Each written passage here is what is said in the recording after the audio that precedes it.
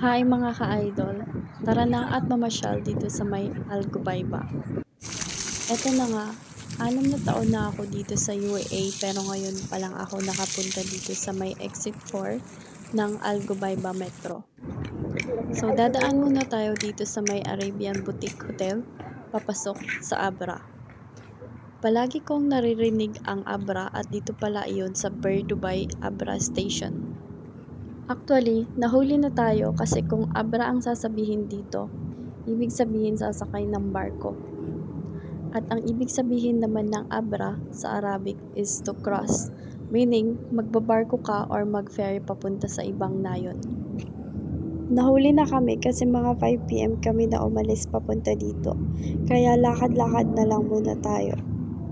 Babalik na lang po tayo na mas maaga para mabidyohan ko ang pag-aabra dito. Mas maganda kasi at mas maaliwalas kapag may araw.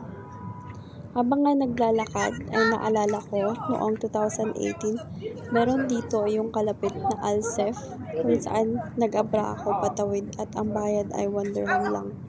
Mga panahon pa lang iyon nung naghahanap ako ng trabaho.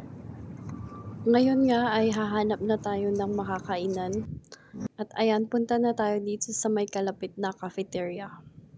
Dito nga kami sa may Star Grills at ito po ang in-order ko, egg fried rice at lemon juice.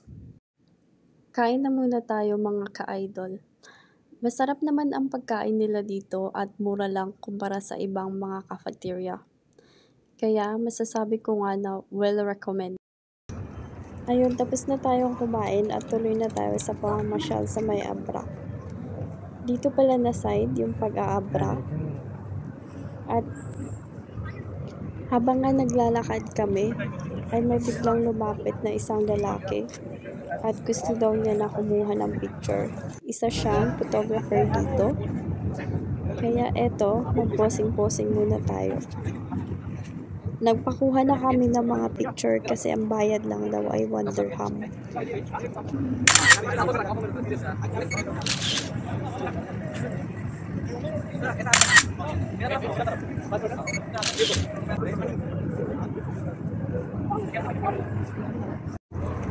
At iyon, kakaposing na marami ay napagod na nga kami at ngayon ay babalik na tayo.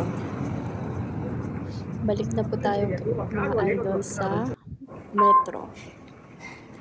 Sa susunod po ulit na pamamasyal mga ka-idol. Bye!